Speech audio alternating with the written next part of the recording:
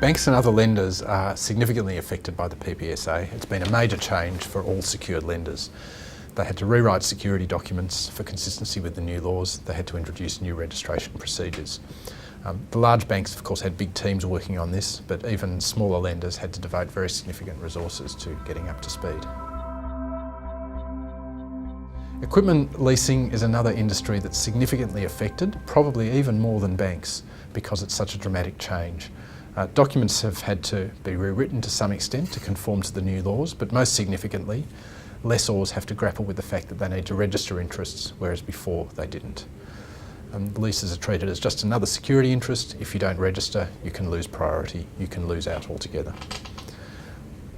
The term PPS leases catches leases, but also some bailments, so you can't get around it just by renaming your leases as some other kind of transaction. Manufacturers and wholesalers and retailers are all affected in various ways. A big issue for many of them is sale and retention of title terms, also known as a remalpa clause, where the seller retains title even though goods are passed over until paid. That's now just treated as another security interest, and it has to be registered or it can be lost. So businesses that sell on these terms have had to conduct a cost-benefit analysis. Is it worth the trouble and cost of registering to protect the interest? Sometimes not, particularly if the goods aren't high value, the retention of title rights aren't often enforced, the customers are thought to be creditworthy. On the other hand, if you've gone to the trouble of spending money on drafting a retention of title clause, maybe you should go further and take the step of registering it so that it actually works. And you only need to make one registration against each customer, and that will be enough to perfect the interest in all the subsequent sales that you make while the registration remains.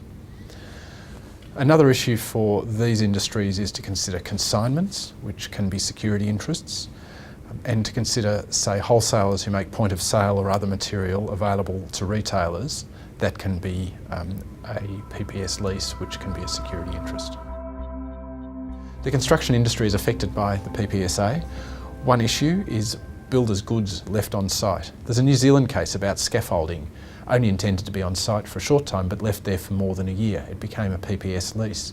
There was no registration, so the builder lost out when the principals' banks enforced their security. Another issue is where the principal has the right on the builder's default to step in and take the builder's equipment and use it to complete the job.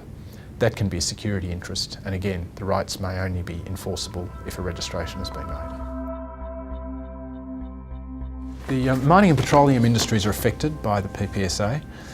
Joint ventures are common in these industries, and joint ventures often involve default rights that turn out to be security interests, such as a right of one party to buy out another on default.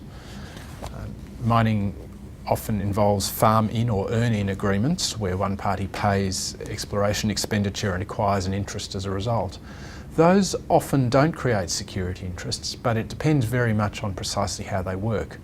If, for instance, the party earning in takes title up front, but then may have to give that title back if it doesn't comply with its obligations, there could be a security interest. So those arrangements need to be considered carefully.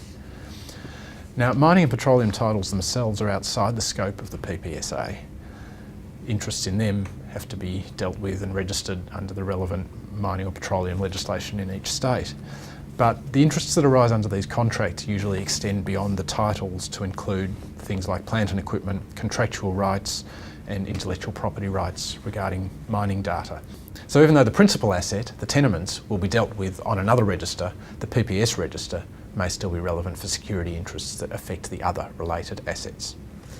And finally, for miners, sales of product may be on retention of title terms, or consignment arrangements may be involved, and these can be security interests. In communications and media and technology, as with other industries, parties need to consider arrangements where one party's equipment is in another party's hands.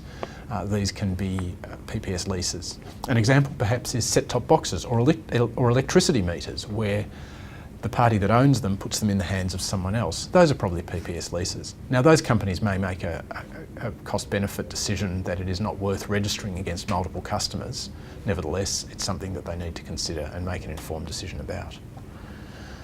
Also in the technology space, we sometimes see things like assignments of royalty streams as a financing technique. These can be what's called transfers of accounts, which are a kind of deemed security interest and should be registered. The PPSA definitely affects a wide variety of industries. People in these industries and practitioners advising them need to be aware of how they may be affected, how security interests might arise and how they need to be dealt with. The LexisNexis Practical Guidance Personal Property Securities module helps with that. It helps identify when the security interests will arise, and then it takes you through the practical steps of how to make a registration to perfect it. Discover more practical content on the PPSA and PPSR within our Practical Guidance Personal Property Securities module. If you haven't already, register for a free trial on our website today.